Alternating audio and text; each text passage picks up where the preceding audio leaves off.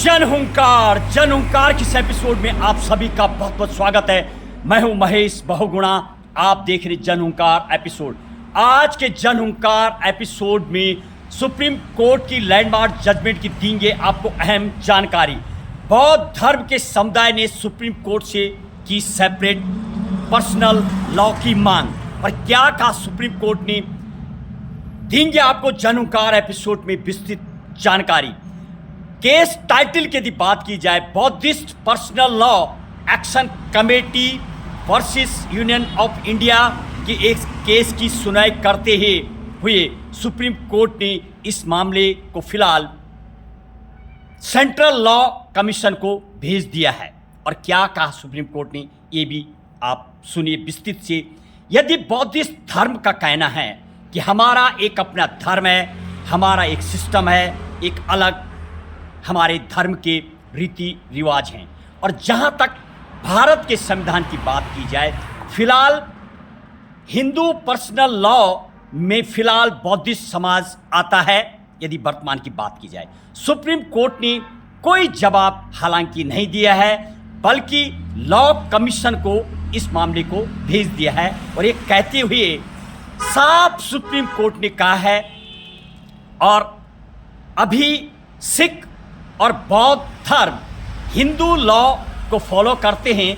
हिंदू के जो भी लॉ बने हुए, चाहे Hindu marriage act 1955, Hindu succession act 1956, Hindu minority and guardianship act 1956, Hindu adoption and maintenance act 1956, तमाम ये जो कानून बने हुए हैं, इसको अभी बौद्धिस्ट धर्म में पढ़ते हैं, और बौद्धिस्ट धर्म के तमाम केसेस इसी पर ही देखे जाते हैं। जैसे कि विदित है संविधान में इस्लाम लॉ, क्रिश्चियनिटी और अलग अलग धर्मों के लिए यहाँ पर अलग अलग पर्सनल लॉ बने हुए हैं। और यही मांग बौद्ध धर्म के समुदाय ने जब की, तो सुप्रीम कोर्ट ने हालांकि यहाँ पर यह भी बताने का प्रयास किया, इसके लिए लेजिस्लेटर इस मामले को देखता है। लॉ बनाने का काम लेजिस्लेटर का होता है।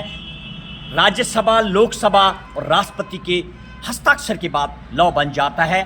सुप्रीम कोर्ट सिर्फ इंटरप्रिटेशन, किसी चीज़ की पूरी व्याख्या और जुडिशियल रिव्यू, ये तमाम पावर सुप्रीम कोर्ट को होती है, वो सुप्रीम कोर्ट कर सकता है। और सुप्रीम कोर्ट ने एक और केस की सुनवाई करते हुए ये भी बताया कि वो लेजिस्लेटर को यानी सरकार को ये भी नहीं कह सकता है कि एक बौद्धिस्ट धर्म के लिए पर्सनल लॉ बनाए जाए। ये फिर एक ओवर रीच का मामला बन जाता है।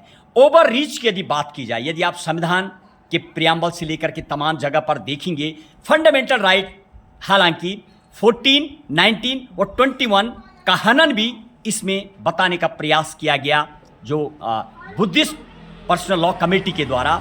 और कहीं ना कहीं सुप्रीम कोर्ट ने यह भी कहा, यदि ये वास्तविक आर्टिकल 14, 19 और 21 का यदि हनन है, तो शायद इस पर पहले भी विचार किया जा सकता था। पहली बार ऐसा बौद्धिस्ट धर्म सुप्रीम कोर्ट पहुंचा है अपने लिए एक पर्सनल लॉ बनाने के लिए। दूसरी तरफ सुप्रीम कोर्ट ने यह भी बताने का प्रयास किया गया, DSP directive principle of state policy, राज्य के नीति निदेशक तत्व यानी राज्यों के लिए जो कहा गया है, भारत के संविधान की धारा 44 में यूसीसी समान नागरिक संहिता लागू करने के लिए कहा गया। अभी भारत में उत्तराखंड राज्य और गोवा जैसी जगह पर ये पूरी तरीके से उत्तराखंड में अभी यूसीसी लागू है, और प्रयास करने को बोला गया जब आने वाले समय में कभी केंद्र सरकार के द्वारा यानी लेजिस्लेटर के द्वारा जब संविधान में डीपीएसपी में जो लिखा हुआ है आर्टिकल 44 में, वो कभी जब सुनवाई होगी तो समान नागरिकता संहिता भी लागू हो सकती है देश में। और फिलहाल इस केस की यदि बात की जाए, यह भी साफ सुप्रीम कोर्ट ने किया, इसमें सुप्रीम कोर्ट लेजिस्लेटर को डायरेक्शन नहीं दे सकता है। फिलहाल सुप्रीम कोर्ट ने मामला सेंट्रल लॉ कमीशन को भेजा है और रेफर करते हुए कहा है, बताइए क्या बौद्धिस्ट के लिए अन्य धर्म और समुदाय की तरह सेपरेट लॉ बन सकता है?